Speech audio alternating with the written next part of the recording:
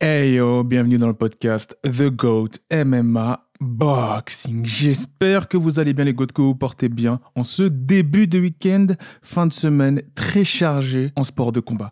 Car oui, la guerre, c'est demain les gars. Usyk, Fury. Turki Al-Alshir, merci pour les travaux parce que là, c'est un gros banger. Ça faisait longtemps, hein. Ça remonte peut-être à Lennox Lewis qu'on n'avait pas eu d'undisputed, de champion incontesté. Complètement toutes les ceintures chez les lourds, d'ailleurs avec une nouvelle ceinture pour l'occasion.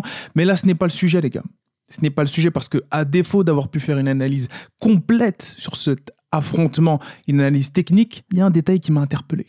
Il y a un détail qui m'a interpellé puisqu'hier, il y a eu la conférence de presse avec tous les boxeurs de la carte, du moins les combats principaux, et on a pu voir un Tyson Fury lors du face-off qui a détourné le regard. Ça a fait beaucoup jaser. Nombreux ont été les personnes qui ont dit que Tyson Fury avait peur d'un Alexander Usyk et que c'était perdu d'avance. Perdu d'avance, je ne sais pas, mais en tout cas, handicapé peut-être, car, attention, déjà, il faut savoir qu'avant de rentrer dans cette story, dans cette spéculation possible d'un Tyson Fury handicapé face à un Usyk, il faut savoir que lorsque ce combattant-là, ce GOAT que j'appelle Tyson Fury, potentiellement le meilleur poids lourd de sa génération, lorsqu'il fait l'action de ne pas regarder Usyk dans les yeux, ça fait référence au secret le mieux gardé des sports de combat. Si vous voulez pratiquer les sports de combat ou que vous êtes déjà un combattant ou une combattante amateur, bas niveau, loisir, ou professionnel, je vous invite fortement à aller regarder cette interview-là pour comprendre mon propos de Grégory Baben qui s'affiche juste là. Vraiment. Je suis sérieux.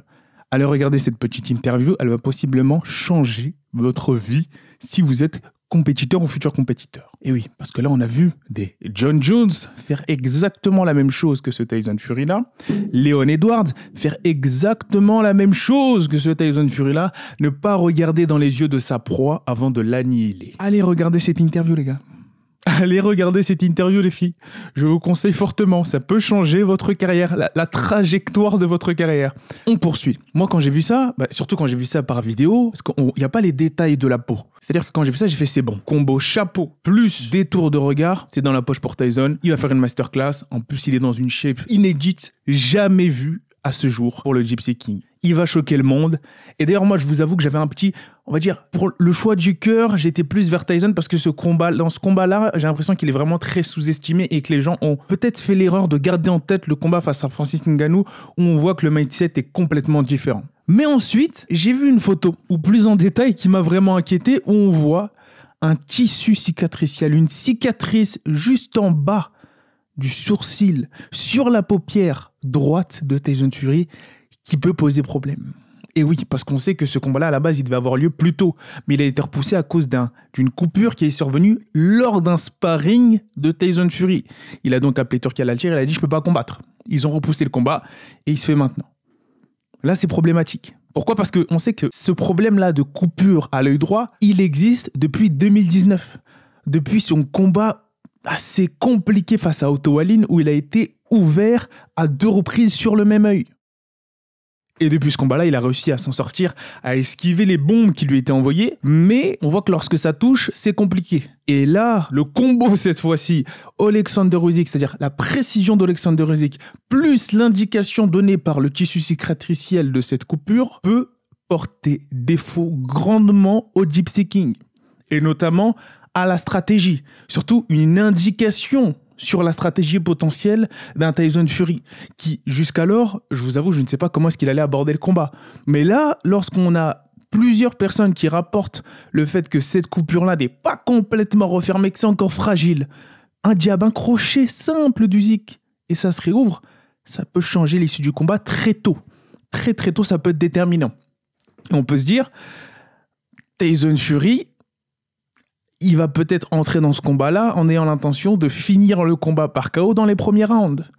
Et face à un également technicien tel que Usyk, ça peut avoir ce genre d'indication potentielle stratégique donnée par une certaine blessure, ça peut porter défaut au camp Fury. Ça peut porter défaut et on voit qu'il y a son père toujours dans le même rôle, mettre des coups de tête en backstage à des gens du clan Usyk, vraiment embrouiller les gens, énerver les gens, faire un maximum de KO pour embêter stratégiquement le clan Usyk. Sun Tzu, l'art de la guerre. Deception. C'est vraiment essayer de cacher, créer un maximum de KO pour que l'attention soit sur le père. Il fait souvent ça, John Fury. et non sur le fils pour que ce dernier arrive complètement concentré. Il y avait cette narrative en disant qu'il avait peur, je ne pense pas. Par contre, je pense qu'ils sont inquiétés par la coupure. Le fait qu'il ait cette coupure-là, ça va bien évidemment, je pense, selon moi, conditionner la volonté du clan Fury de ne pas aller à la décision face à un technicien tel que Usyk et de le stopper dans les 6-7 premiers rounds. Potentiellement au corps. Si je vois un stoppage, moi, c'est potentiellement au corps parce qu'on sait que on a vu durant les derniers combats d'Usyk, même dans sa carrière amateur, on se souvient du combat face à Beterbiev où il se fait down au corps. Ensuite, ces coups assez litigieux d'Anthony Joshua, puis ensuite de Dubois au corps, qui le font aller au tapis, qui sont, selon l'arbitre, des coups en dessous de la ceinture. Là, sachant que ces deux boxeurs Usyk et Fury, ont l'habitude de remonter leurs shorts bien haut, là, l'arbitre va devoir faire attention. Et à ne pas scorer des glissades ou des coups en dessous de la ceinture lorsque ce sont des coups parfaitement portés au plexus ou au foie. Attention, l'arbitre. On va regarder ça. Je pense que Tyson Fury va capitaliser là-dessus parce qu'avec cette coupure, je m'attends à ce qu'il soit extrêmement offensif. Très, très, très offensif. Un peu à la manière de sa performance lors de sa trilogie, le dernier combat face à Wilder. Je me dis qu'il va attaquer et que ça va être... On va voir un Tyson Fury que les gens sous-estiment très très fort techniquement et très agressif et très incisif. Ça va être dangereux quand même. Faudra faire attention à ne pas se faire contrer face au très dangereux Usyk, le psycho qui est vraiment fou. Vraiment sniper. Il a dit en plus, il a dit en interview qu'il allait sniper. Est-ce que ça laisse sous-entendre qu'il va sniper la cicatrice ? J'ai peur. Mais en même temps, quand je regarde Tyson Fury et je regarde le poids qu'il a perdu, je me questionne. Parce que je me dis, pourquoi ces boxeurs-là, qui ont l'habitude d'être très lourds et d'avoir un avantage de poids sur leur adversaire, lorsqu'ils affrontent un Alexander Usyk, décident de perdre énormément de poids ? On l'a vu avec Anthony Joshua. J'ai pas compris ces stratégies-là. Je me suis dit, prends du poids, annihile-le de manière physique, annule sa technique et vas-y à fond. Non. Toutes les reprises, à chaque fois, il a perdu énormément de poids et ils n'ont pas utilisé leur avantage physique. Pour Joshua, je l'ai vraiment pas compris. Parce que je me suis dit, techniquement, il est beaucoup plus limité qu'Usyk. Pour Fury, je pourrais peut-être le comprendre parce que les gens sous-estiment énormément sa technique. Certes, il fait face à un des boxeurs les plus techniques qu'il a affronté, Tyson Fury. On parle quand même du champion undisputed, incontesté chez les cruiserweight et unifié chez les lourds. Techniquement, c'est dangereux. Je crois qu'il a été médaillé d'or en plus olympique, si je ne me trompe pas. C'est très, très, très dangereux techniquement. Mais n'oubliez pas que le Gypsy King est très fort aussi techniquement. Et oui, on l'a vu, on a pu le voir, notamment lors de son media workout, son entraînement ouvert au public, que après ou avant, je ne sais plus, que Usyk ait décidé de switch de stance, de garde et de boxer en orthodoxe, en droitier. C'était pas d'ailleurs très... Moi, j'ai pas trouvé ça vraiment très impressionnant, mais lorsque, en réponse, Tyson Fury, lui, a switch de garde et s'est mis en gaucher, on voyait la dextérité et la facilité avec laquelle il était à l'aise en garde de gaucher et en garde de droitier. Une coordination impressionnante. Tyson Fury, c'est impressionnant techniquement, ne l'oubliez pas les gars. Donc certes, on a pu voir lors de ses derniers combats, notamment dans sa trilogie face à Wilder et face à un très gros puncher, qu'il pouvait mettre KO et éteindre avec un très bon ratio de KO d'ailleurs au cours de sa carrière, mais techniquement aussi, il ne faut pas oublier que c'est du très haut niveau, le Gypsy King. C'est pas parce que ça a fait un pétard mouillé face à Ngannou, il s'est fait surprendre, qu'il va se faire surprendre ici. Ici, il est outsider, je pense, dans l'esprit collectif des gens. Et un Gypsy King outsider, qui n'est pas favori, qui est sous-estimé, je pense que c'est un Gypsy King très, très, très, très, très dangereux. C'est mon avis. On va voir ce qui se passe. D'autant plus qu'on n'oublie pas que dans cette trilogie qui nous a apporté énormément d'informations sur le tempérament de Tyson Fury, il y a eu la résurrection. La résurrection de Tyson Fury. Le moment où il s'est fait envoyer au tapis et il s'est relevé comme par magie dans ce deuxième combat. Ce crochet gauche lors du 12e round, je ne sais plus, ou 11e, complètement fatal, auquel aucun humain ne devrait survivre. Il est tombé complètement KO, il a blackout. Et au compte de 9, il s'est relevé. 9, 10, bref, c'était bizarre, mais il s'est relevé. Et il a reboxé, il a fini le combat à l'aise. Et donc là, la tâche d'un Fury, la tâche d'un Usyk, il y en a beaucoup qui le voient gagner à la décision. Je pense que de toute façon, ça va être compliqué de mettre KO un Tyson Fury en Alexander Usyk. Parce qu'on a rarement vu, si ce n'est pour Wilder, un Tyson Fury aller au tapis, si ce n'est... Ah, c'est vrai que c'est dangereux. C'est vrai que c'est dangereux, et je dis peut-être n'importe quoi.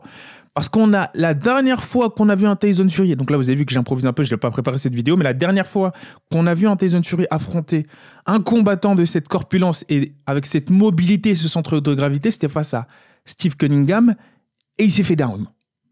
Et Steve Cunningham était beaucoup plus léger que Fury. Et il montait aussi de catégorie. Il était dans la catégorie d'en dessous cruiserweight, pareil. Donc là, ça serait potentiellement un Steve Cunningham amélioré. Donc oui, c'est vrai qu'on a beaucoup de questions à se poser. C'est un combat extrêmement difficile à pronostiquer. C'est pour ça qu'il n'y a pas beaucoup de gens qui se sont prononcés dessus. C'est assez compliqué. Si vous voulez un peu plus d'informations sur l'approche mentale d'un Tyson Fury, n'hésitez pas à aller voir la story du GOAT, la dernière story du GOAT que j'ai produite, qui s'affiche juste là et qui est en gros un documentaire sur vraiment l'esprit, ce qui se passe. Et cette polarité dans la tête de Tyson Fury entre le Gypsy King et l'humain Tyson Fury.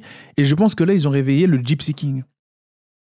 Je pense que là, on va avoir une version du Gypsy King qu'on n'a jamais vue auparavant. C'est pas vraiment... Là, c'est une analyse un peu décousue. Hein. C'est vraiment juste pour en parler parce que j'ai pas eu le temps, malheureusement, de vous offrir la valeur que vous méritiez sur cette analyse technique parce que j'essaie de créer énormément de leviers avec pas mal de réseaux et de rendez-vous pro pour vraiment vous donner la valeur que vous méritez avec les interviews et les intervenants que vous méritez sur ce média, notamment côté boxe. Donc c'est pour ça que si vous ne me voyez pas beaucoup, bah, vous inquiétez pas, on travaille, on bosse les gars.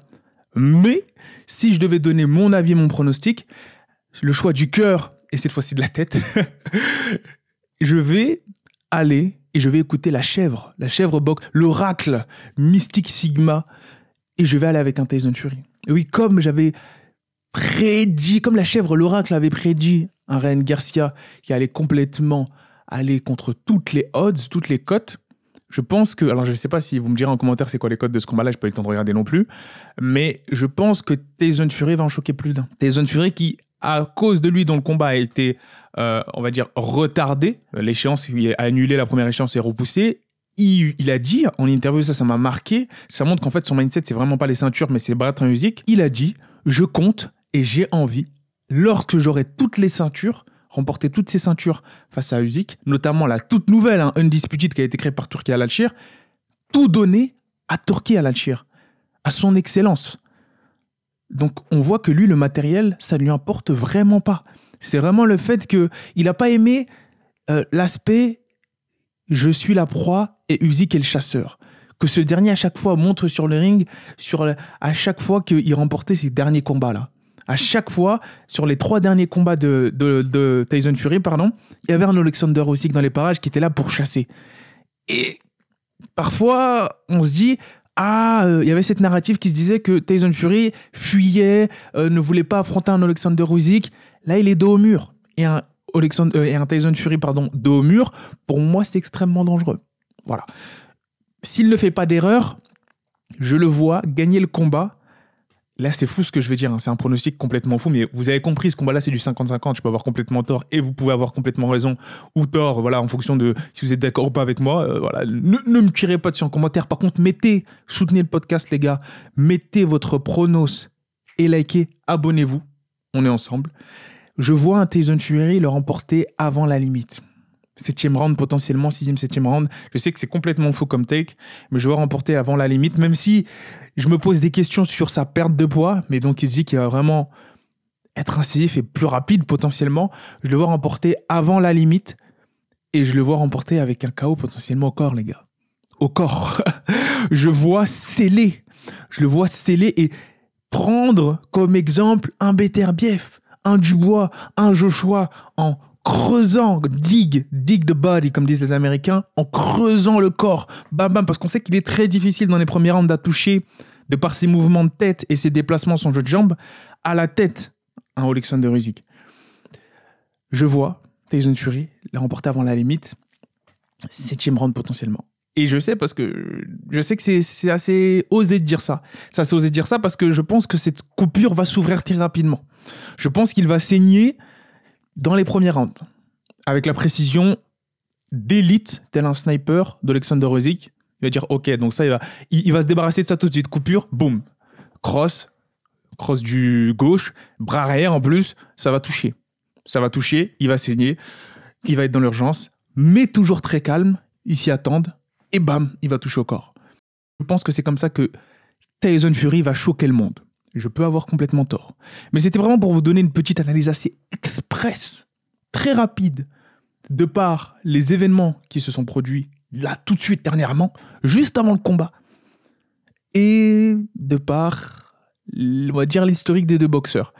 Bien sûr, je peux avoir totalement tort, je le répète, Alexander Usyk, c'est un psycho, c'est un monstre, et ce serait peut-être beau pour la boxe, pour le noblard, qu'il le remporte ce combat-là. Qu'il le remporte, parce que il est petit dans 2 catégories. C'est historique. C'est historique. Et ne parlons pas des sparring qu'il a. Daniel Lapine, aussi un autre boxeur ukrainien avec une envergure phénoménale qui a pu parfaitement simuler le style de Tyson Fury qui est dans le coin d'Alexander Usyk. C'est vrai qu'il a des armes, les gars. Il a des armes, c'est très très très compliqué. Je ne serais pas étonné si c'est une masterclass d'Usyk aussi. Mais mon choix va être Tyson Fury. Je pense que là, les gens sous-estiment un peu trop le Gypsy King et qui va rafraîchir les gens et qui va vraiment montrer que face à Ngannou, il a fait n'importe quoi. Il buvait de la bière, son aspect mental n'était pas présent. Et on a pu voir que aussi, je pense qu'il s'est laissé piéger. Et je vais terminer là-dessus, entre guillemets, en perdant énormément de poids parce qu'il se sent extrêmement bien. Il a notamment dit dans de dernières interviews toutes récentes, là, qui sont sorties il y a quelques heures, qu'il ne pouvait plus se permettre de remonter au poids auquel il concourait ou lorsqu'il se laissait trop aller. Parce qu'il risquait de littéralement mourir. C'est pour ça qu'il a un peu peur cette fois-ci maintenant de grossir, littéralement. Tyson Fury a peur de reprendre du poids. C'est une question vitale pour lui. Il veut rester le plus skinny possible. Et j'ai hâte de voir ce que ça va donner. Donc les gars, dites-moi vous votre pronostic. Il y a vraiment énormément de choses. Big up à tous ceux qui soutiennent, toutes celles qui soutiennent la chaîne. On va vous préparer. Soyez un peu patients les gars. Là, je travaille dans les coulisses pour vous lâcher du contenu de qualité. Big up aussi pour le secret le mieux gardé. L'interview les gars. Cliquez dans les fiches de cette vidéo. En description, vous verrez celle qui est ajoutée en fiche. L'interview de Grégory Baben qui combat ce soir dans une carte explosive du Bellator. Je pense que Grégory Baben va prendre la ceinture des poids moyens. Déjà, il est face à un gros client. Mais vous allez comprendre, lorsque vous allez voir cette interview que je vous ai dit d'aller voir, que ce gars-là est déclassé. Cet homme est complètement déclassé en termes de fight IQ. Donc, je vous invite fortement à étudier ce genre de combattant-là, de pépites qu'on peut avoir dans l'Hexagone. Sur ce, je pense que je peux vous dire le mot de la fin, les gars. Peace. Way to go.